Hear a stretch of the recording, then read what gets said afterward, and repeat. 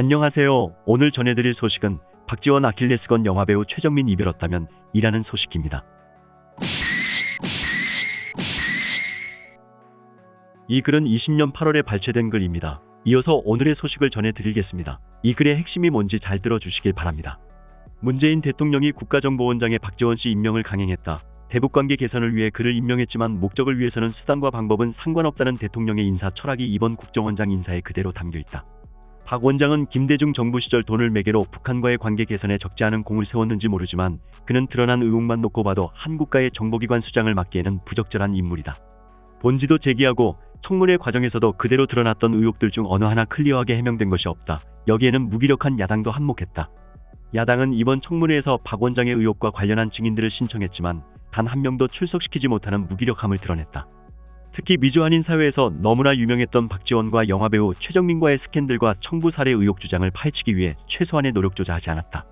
아나무인 대통령과 무기력한 야당이 사실상 시너지 효과를 내며 희대의 파렴치한이 국정원 수장이 된 것이다. 영화배우 최정민의 침묵도 석연치 않다. 박지원이 뉴욕에서 가발 장사를 할 때 교제했던 것으로 알려진 최 씨는 박지원이 한국에 들어와 정치를 시작할 때 역시 한국에 와서 자신의 억울함을 호소한 바 있다. 하지만 어느 때부터인가 최 씨는 박지원과의 관련 의혹에 갑자기 침묵하기 시작했다. 본인이 주장한 대로 억울한 점이 있었다면 이번 국정원장 청문회야말로 이를 해소할 수 있는 절호의 기회였음에도 최 씨는 끝내 그 모습을 드러내지 않은 이유는 도대체 무엇 때문이었을까?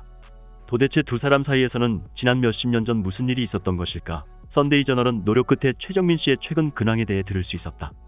박지원 국정원장 청문회에서 미래통합당 하태경 의원은 국정원장 후보자와 관련해 총 10명의 증인을 요청했다.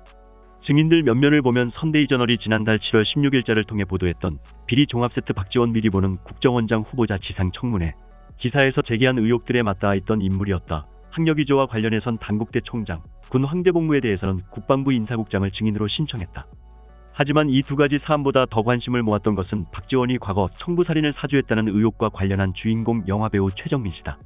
그리고 김대중 정부의 불법 비자금과 정치자금과 관련해 최종욱, 김승현 전 국정원 직원 그리고 동아일레컴 이건수 회장 등의 출석 여부였다. 다른 사람들은 몰라도 영화배우 최정민 씨는 이번 국정원장 청문회야말로 그가 오랫동안 주장해왔던 박지원과의 관계, 그리고 청부살해 의혹 등 그 과정에서 있었던 억울함을 외부에 알릴 수 있는 마지막 기회였는데 이를 외면했다는 점에서 그 배경에 관심이 모아지고 있다. 박지원 국정원장은 그동안 경기도 부천과 목포 등지에서 총선에 출마하며 선출직 국회의원이 됐지만 국회 청문회를 거쳐야 하는 임명직을 맡은 것은 이번이 처음이었다. 과거 문광부 장관을 맡은 적이 있지만 그가 장관에 임명된 것은 청문회가 처음 도입된 2000년 6월 이전이었던 1999년 5월이었다. 따라서 이번 청문회는 박 후보자와 관련한 의혹을 TV카메라 앞에서 검증할 수 있는 처음이자 마지막 기회였다. 또한 본국 언론에서는 최정민 씨와 관련한 의혹을 단 한 줄도 보도하지 않았지만 본지가 이를 집중적으로 거론하며 분위기가 달아올라 결국 야당 의원이 청문회 증인으로 신청하기까지 했다. 비록 여당의 반대로 증인 채택이 되지 않았지만 본인이 마음만 먹었다면 지난 수십 년간의 원한을 얼마든지 풀 수 있었다. 하지만 최 씨는 끝내 모습을 드러내지 않았고 청부 살해 의혹에 대해 박지원은 그런 일 없다는 5마디로 구렁이 담 넘어가듯 넘겼다.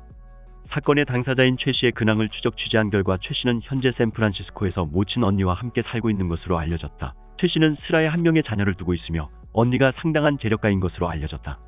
최 씨는 1990년대 초 본국으로 귀국해 재기를 노렸다고 알려진 그는 1996년도 박 원장이 경기도 부천 지역구의 국회의원으로 출마하자 부천 지역 신문 등과 인터뷰를 통해 그동안 있었던 강제 성폭행 및 살인교사 의혹 등에 대해 적나라하게 털어놓았다. 하지만 최 씨가 대중에게 모습을 드러낸 것은 그것이 끝이었다. 이후 최 씨의 행방에 대해서는 박 원장의 협박에 못 이긴 최 씨가 미국으로 돌아갔다는 식의 루머만 파다할 뿐 지금까지 그녀가 어디서 무엇을 하며 살고 있는지 박지원과 어떤 식으로 해결했는지는 아무도 모르지만 추측만 난무할 뿐이다. 미주 한인 사회에서 알만한 사람은 다 아는 이 스캔들에 대해 박 원장은 단 한 번도 공식적인 대응을 하지 않다가 그가 유일하게 대응했던 것이 2012년 본국의 한 인터넷 매체인 프론티어 타임즈의 논객들에 대해서다. 당시 프론티어 타임스에서는 박지원 원장과 배우 최정민과의 관계를 과거 신문 기사를 인용하여 수차례 보도한 바 있다. 이에 박 원장은 관련 글을 게시한 보수 논객 4명을 무더기로 고소했다. 당시 소송 결과가 어떻게 끝났는지는 외부로 알려져 있지 않다. 다만 박 원장이 외부에서 이 문제를 제기할 때마다 그것은 이미 소송에서 결론이 난 일이라는 식으로 에둘러 표현해서 마무리했었다. 하지만 본국의 법체계를 감안하면 박지원이 인터넷 논객들을 대상으로 승소했다 하더라도 이것이 곧 스캔들이 사실이 아니라는 것을 의미하는 것은 아닐 가능성이 크다. 스캔들의 주인공인 최정민 씨가 본국에 들어가서 관련 증언을 했다는 것은 어디에도 나와 있지 않기 때문이다. 즉 재판부는 보수 농객들의 주장이 최 씨로부터 직접 들은 것이 아니기 때문에 허위일 가능성이 아니었다고 판단했을 수 있다. 만약 최 씨가 재판의 증인으로 나왔다면 재판 결과는 달라졌을 수 있다. 박지원과 최정민 두 사람의 관계를 최초로 폭로한 언론인은 작고한 인사이드 월드 발행인 손충무 씨다. 필라델피아 등 동부 지역에서 신문을 발행하던 손 씨는 집요하게 두 사람의 관계를 파고들었다. 그렇다면 최 씨는 강제 성추행과 청부살해 주장 등을 제기하고는 왜 20년이 넘게 침묵하고 있는 이유와 까닭은 무엇일까? 1996년 박지원이 경기도 부천에서 국회의원에 출마하자 진정서까지 뿌리며 박지원으로부터 성폭행 및 협박, 살해 위협까지 느꼈다고 주장했던 그녀가 현재까지 왜 아무 말도 하지 않고 있는 것일까? 본지가 최 씨의 최측근으로부터 들은 증언에 따르면 박 원장과 최 씨 간에는 모종의 합의가 있었던 것으로 전해진다. 이 과정에서 박 원장과 가까운 한 기업인이 나서서 합의를 종용했다고 한다. 이 과정에서 금전이 오갔을 가능성이 크다고 보이지만 실제로 돈이 오갔는지, 오간 돈이 얼마인지는 최정민 씨가 털어놓지 않은 이상 확인할 길은 없지만 여전히 베일에 가려져 있다. 본질은 이런 의혹들에 대해 최 씨의 입장을 듣기 위해 샌프란시스코에 거주하는 최 씨의 최근 전화번호를 어렵게 입수해 수차례 통화를 시도했지만 끝내 연락이 닿지 않았다. 메시지를 남겼지만 끝내 답이 오질 않았다.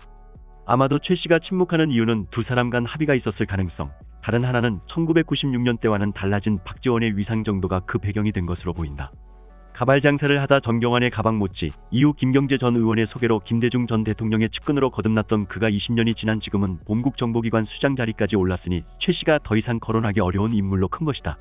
이런 각종 의혹을 안고 있는 그가 국정원장이 된 것은 결국 후한무치한 문재인 대통령과 무기력한 야당의 합작품이다. 하태경 의원만 혼자 난리를 쳤을 뿐 야당 안에서도 이들의 출석을 적극적으로 추진하는 인사는 없었고 당연히 여당은 이들의 증인 출석에 대해 합의하지 않았다. 오히려 박지원은 하태경 의원이 학력위조 문제를 추궁하자 존경하는 하 의원님이 태어나기도 전의 일이다. 그 당시는 시대적 상황이 그랬다며 오히려 하태경 의원을 조롱하기까지 했다. 결국 대박 흥행을 예고했던 청문회는 맹탕으로 끝났고 문 대통령은 박 원장을 국정원장에 임명했다. 이명박, 박근혜 정부 인사에 대해 맹공하던 여당이 정작 자신들의 정권을 잡자 아예 야당의 얘기를 무시하는 것은 물론이고 시대의 의혹에 휩싸인 자를 국정원장에 임명한 것이다. 박지원이 국정원장이 된 1차적 책임은 대통령과 여당에 있지만 아무 전략도 없고 무기력하기만 야당에도 큰 책임이 있다. 박 원장이 청문회 과정에서 실실 웃으며 야당 의원들에게 다 아는 사람들끼리 살살 좀 하라고 말한 것은 이번 청문회가 어떠했는지를 단적으로 보여주는 예였다.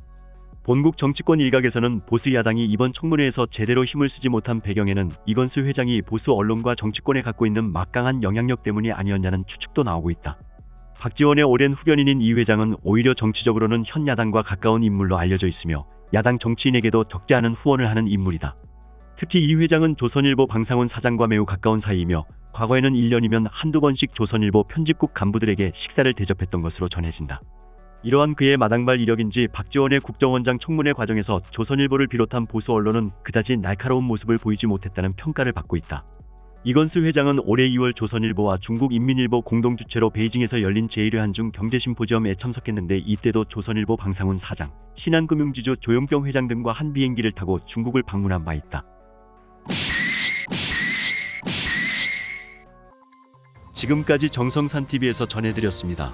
정성산TV 좋아요, 구독, 알림은 큰 힘이 되겠습니다. 다음 시간에 뵙겠습니다. 가열차게 멸공.